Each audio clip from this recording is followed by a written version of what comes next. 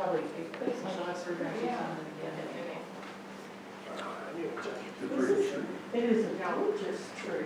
Is that not going for just down the that's beautiful.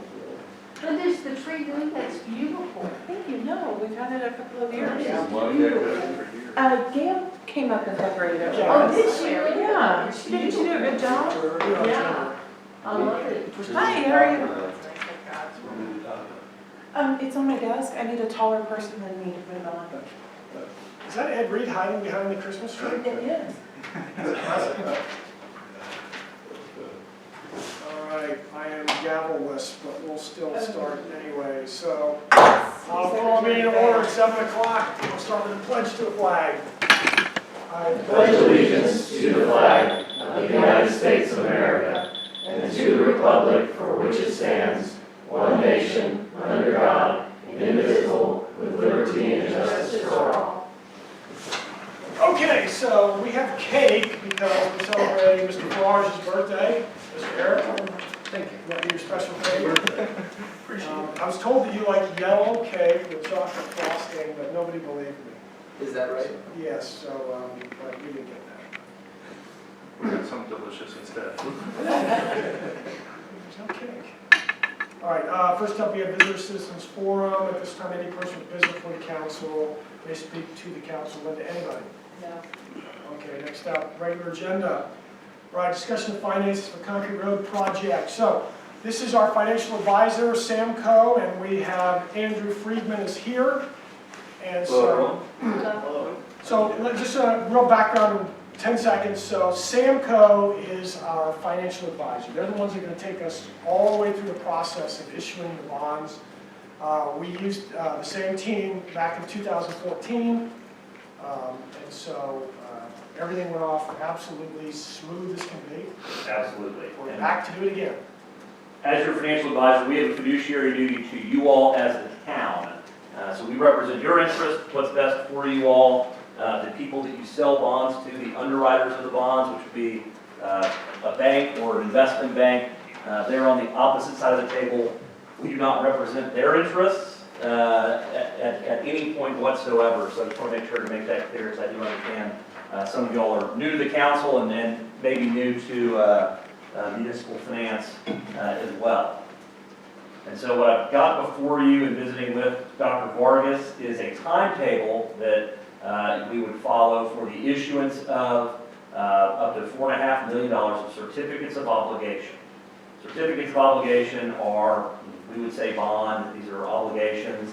It's a pledge of taxes and your utility system revenues. You can choose whichever you like to actually repay the debt. But it's what's called a double barrel pledge, which gives the investors in the securities themselves that much more of risk diversity by being able to diversify the revenue streams that are available to repay the debt. So it helps with the lowest interest rate at the end of the day. The process for issuing certificates of obligation begins with an official action taken by the council, which if you look at this timetable that I've handed out, is not this meeting, but tentatively scheduled for your January 9th meeting. And it starts with the council adopting what's known as a notice of intention resolution.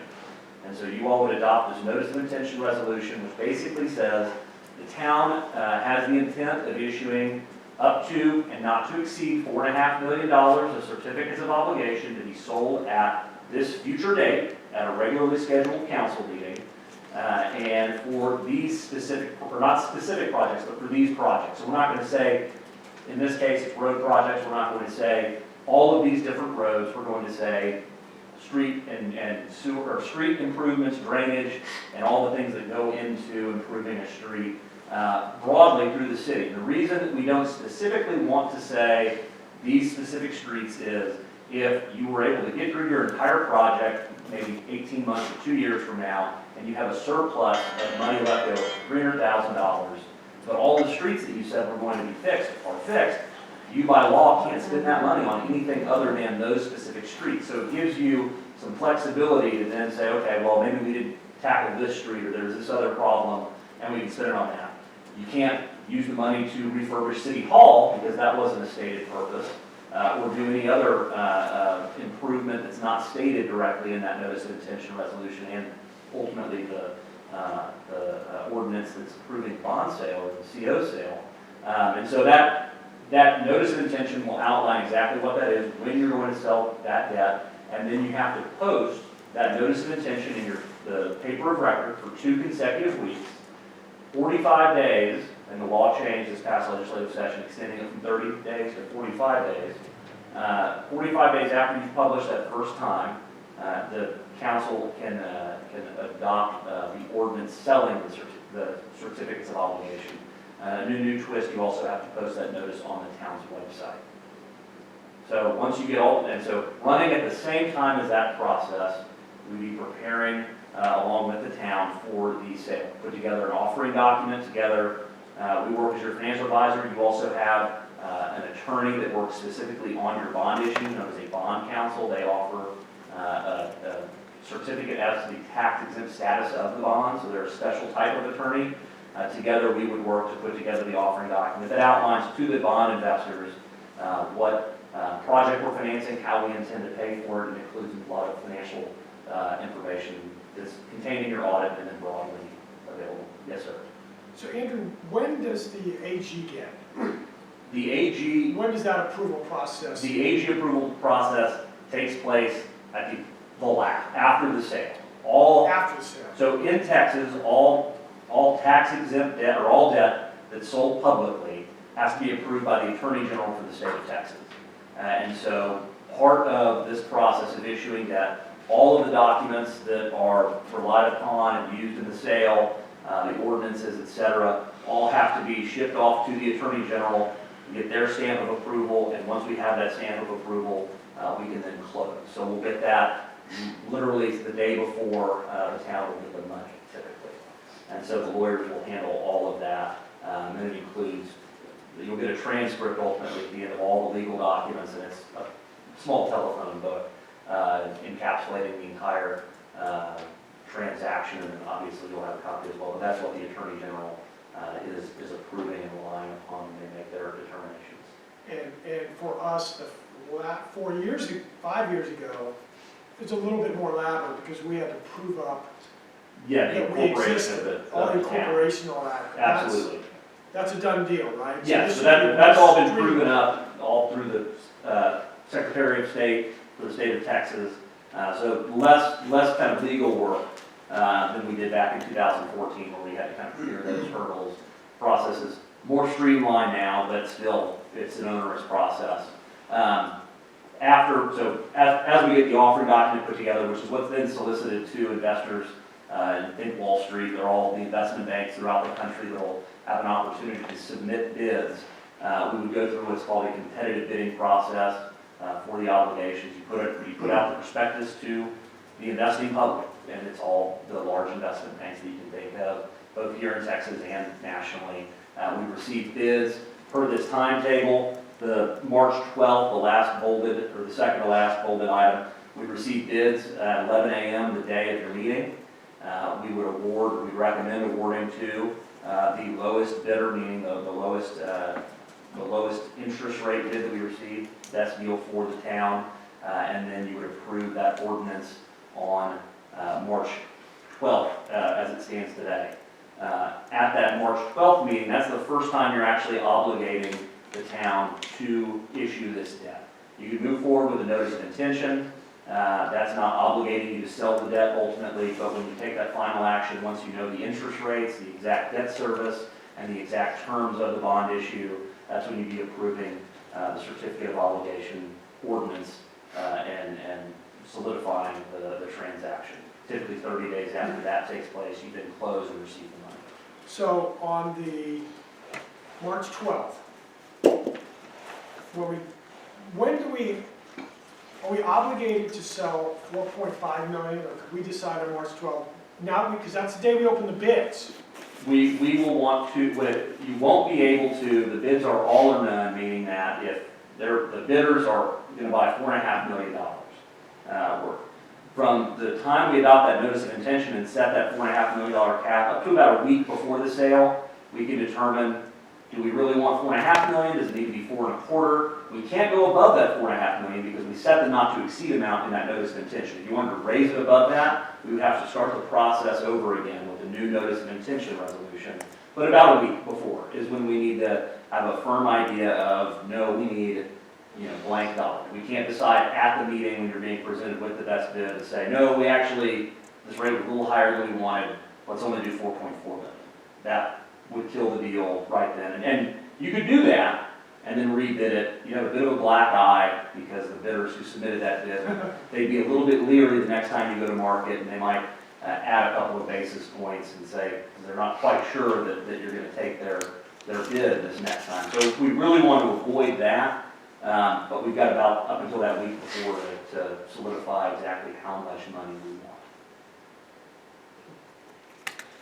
So my question is, so the investment banks, so say you have two parties come in matching, right? Everything matches. This never happened. Okay. But yes, but What if that, Go on. then how do you make your decision then, right? That would be tough. I don't know, it has never happened. The bids will come in, and there might be 8 bids, there might be, however many. We need at least 3. Be 3.27298%. And I've seen them close into the hundredths of a percent, but you're talking about going out into the thousands. And I'd have to look into that question because I do not know the answer to that. Just curious. But it's one rate though, right? They're bidding on a single rate. Well, no, it'll be based on, it'll generate what's known as a true interest cost, which is roughly the average interest rate of the whole issue.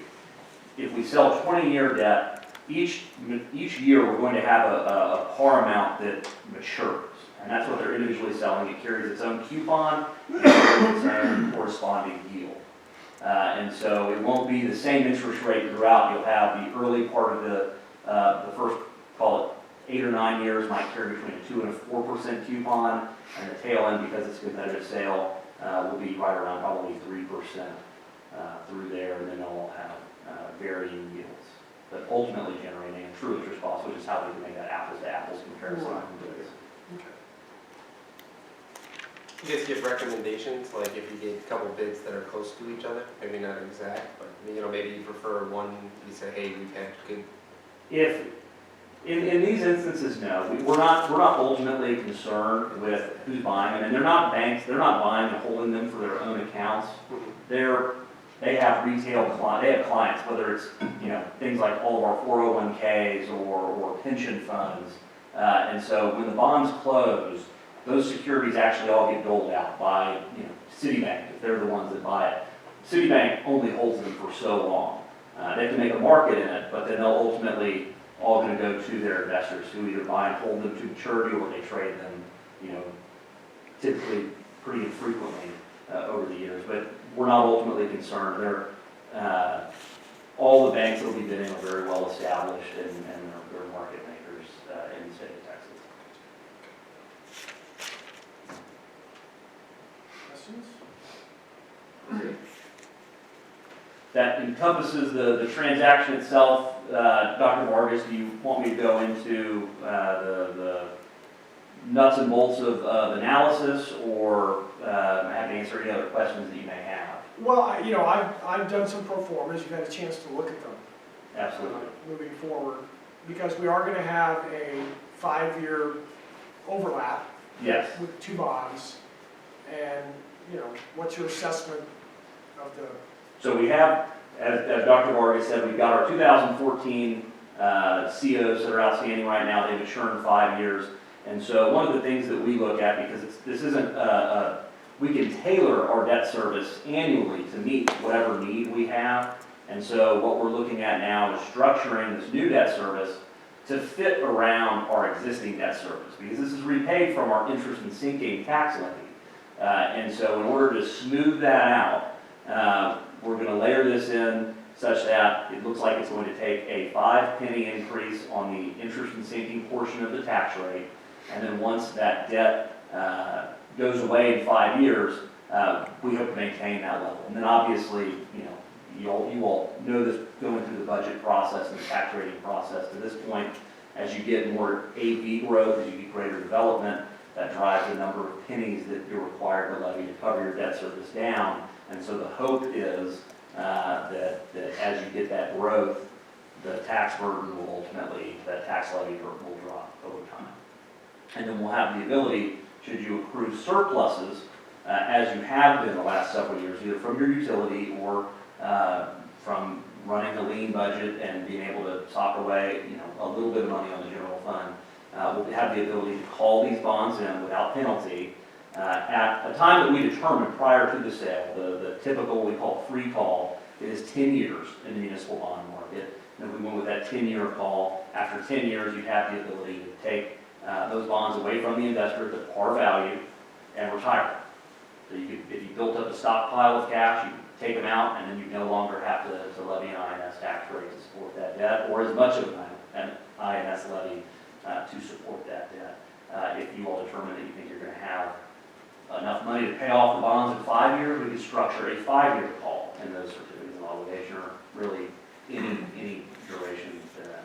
Andrew, could you briefly talk about S&P or their role in this process for us? So it's the new twist in this that we didn't go through in 2014 is going to one of the big rating agencies to get a rating on our bonds. We're selling, what we sold in 2014 was 10-year debt.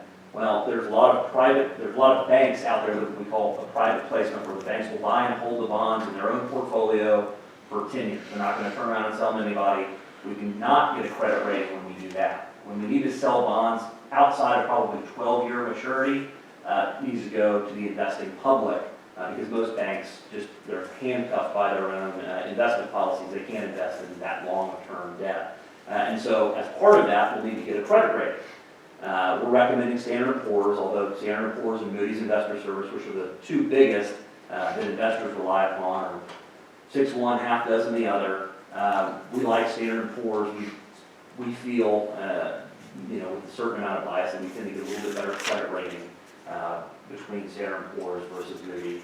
But we go to Standard & Poor's, we go through a whole rating review process with them. A lot of what they do is looking at the finances of the town, which they can glean from your audits, but then there's a lot that they don't know about the town, and so we go through a rating conference call with the city, the rating agency, and Mark McClain, my partner, and they have questions, a lot of things that you can't otherwise glean from not being here and hearing from the boots on the ground. So that's, what's going on development-wise here in the town?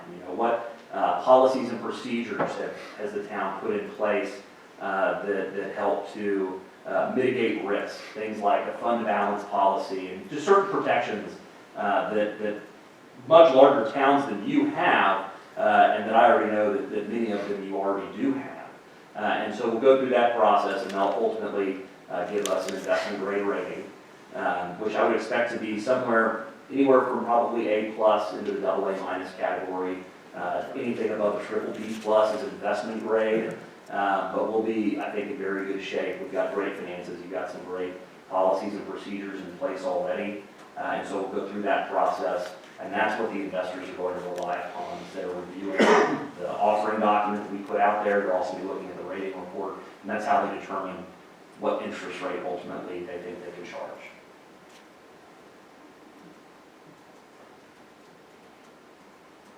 I'm looking forward to that. That's going to be fun. Normally we budget about an hour for those conversations. I think we're going to budget a little bit more in this case. Know your audience. Does anybody have any other questions? The amount that we're going to issue these bonds for, how does deciding that dovetail with the construction bids? Which one do we know first, or do we have? They have at the same time. So right now, we have the latest, I got the latest estimates of the OPCC, the opinion of probable construction costs. We just got that, and we'll find out when we go on Wednesday. We'll get the latest update. But so what happens is they're telling us, we believe our best guess is it's going to be 4.3 million. And so we won't know till March 12th, the night we open the envelope, and that's when they'll tell us, here's who we recommend. Actually, it'll be the day before. But they'll tell us, Gives me a it's, little bit more. yeah, it'll be so-and-so, and it'll be, 3.1 million, Sure. But it's sort of a catch-22, because you can't enter the contract unless you have the funding, but you can't do funding without a contract. You can't borrow money for roads, you know what I mean? And then we deal with this You know, all day long. It's an imperfect position to be in, without any doubt. You're not in a different position than Little Elm down the street is when they borrow money.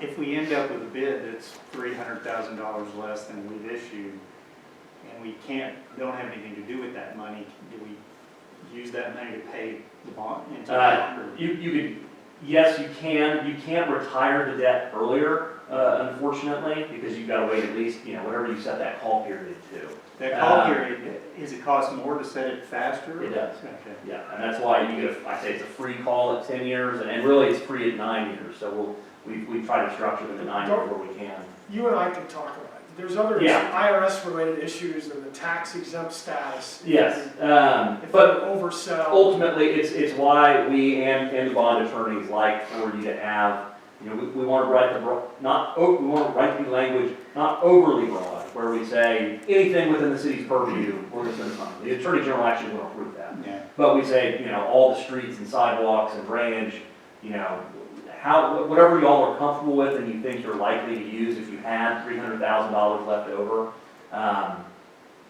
we kind of have the last basket that the money can flow into. We want to make sure we have that there. Because again, you couldn't turn around and say, okay, well, we're giving everybody raises with this $300,000. Yeah. By law, you can't. Everybody?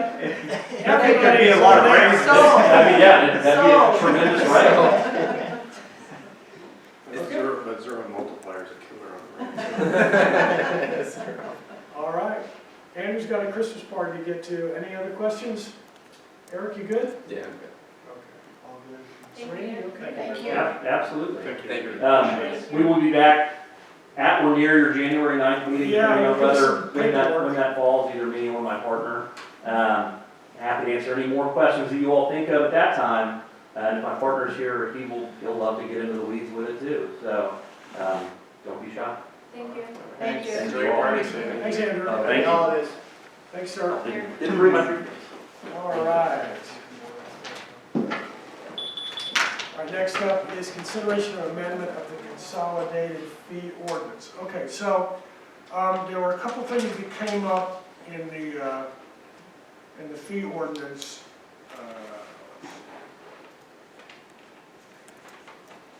So one of the first things that comes up is, let's see if I can pull this up.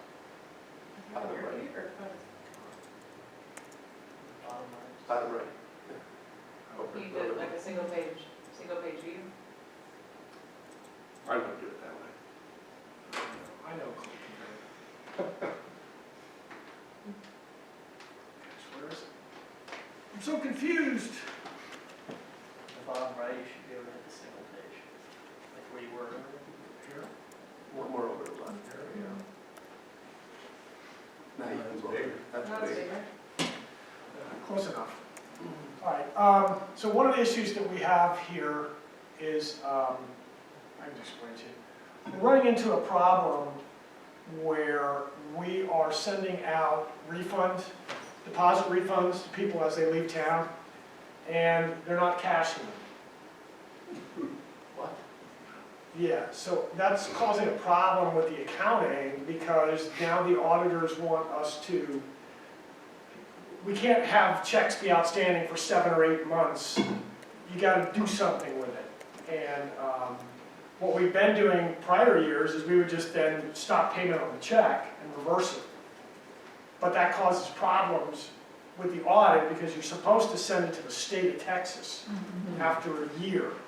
And so we're running into some problems. So basically what we want to do is we want to make sure that you cash your checks. And right now, we've just been artificially stopping payment on them after I get annoyed and I'm trying to reconcile the accounts and it's been hanging out there for 7 months. So what this is doing is this is just saying that what you have to do to us now is if you were leaving the city, you would get your final bill. So the problem we had, and it took probably half a day with the audit, it got really complicated fast, is what people were doing is people were saying, take my last bill and apply it to my deposit. and then just send me the difference. Then they're not cashing that check. So we're hung up because now we took $300 or $200 of deposit money out of the water system, but we didn't spend the two. It's causing a conflict between the water software and the accounting.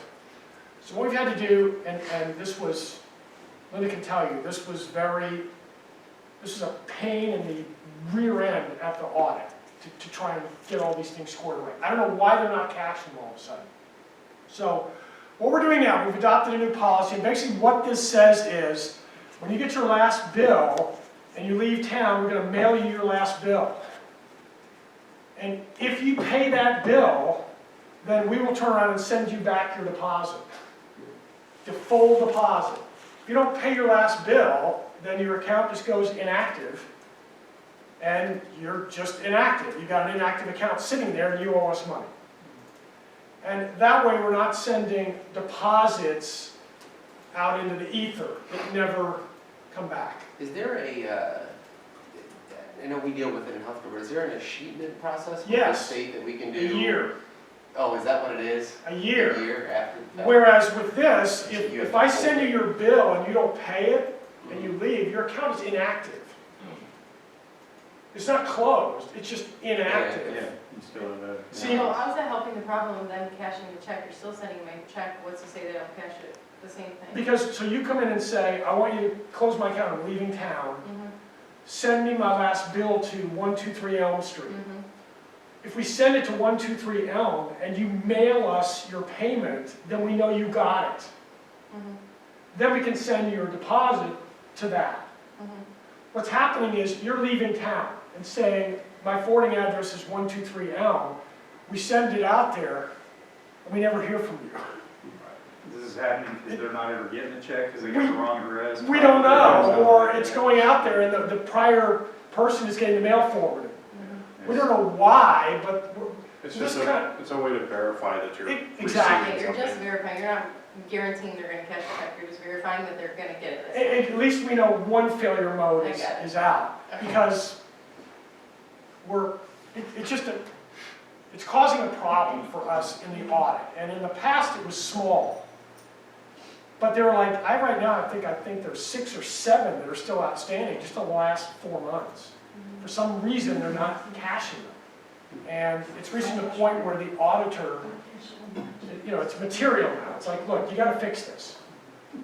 So that's kind of what this thing here is just saying, is that when you give your deposit, it's fully refundable. We're giving you your whole deposit back after your final bill has been paid. Okay?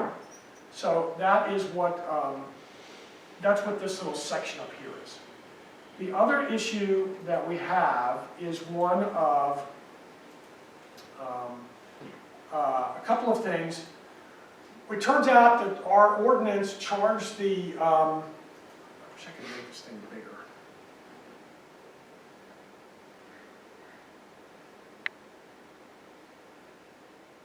Sorry about that. I just don't know how to make the damn thing do one page. You have it open the full window, if you minimize it, maybe over one page. Okay, there you go. Okay. I know it's hard to see.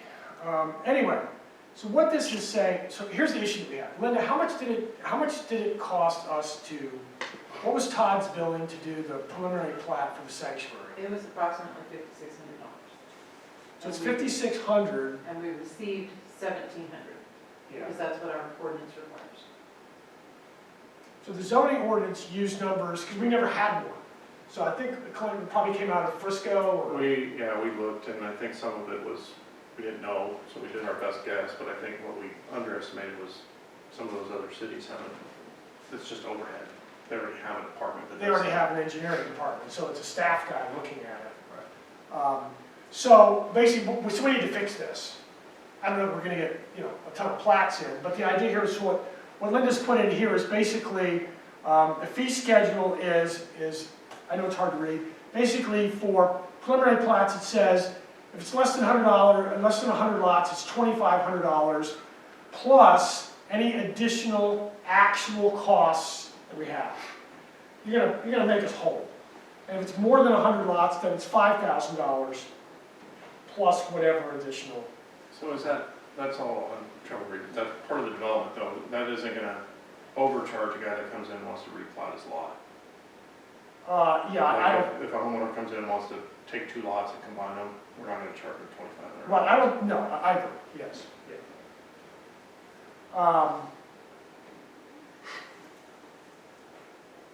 I mean, we could make that, I know it's, God, I wish there was a way to make this. So the 2 lots putting together is a replat, and the replat wasn't changed, that's $250. Okay, I just wanna make sure, Right, that's right.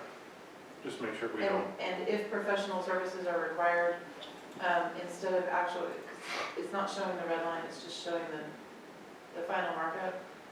On a replat, it used to say just actual costs incurred, and now, it's $1,000 if engineering is required, plus additional actual costs as they're incurred. So basically, you're putting a deposit down. right, so that it's covering the guy that's just trying to move a fence, or we give up an easement or That's something. $250. Right, versus the guy that's maybe just a 15 acres all the way out to 8 acres. Now, we'll get whole with this last one because we have a PSA now with the sanctuaries. We'll just hit the PSA. We have deposits on both now, so we'll just hit their account for the difference. So we'll make this up. But anyway, now we know this fee issue. Right, the other issue that came up is one that we've never talked about because it's been so long. Let's see. Is it in here, Linda? The garbage? There it is. Here it is. Okay. All right, so here's.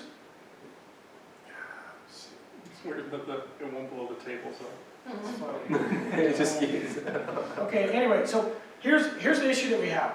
So with garbage collection, in the past, what you guys didn't know was that so in the last 10 years, there have been about maybe 4 rate hikes with Republic or Ally.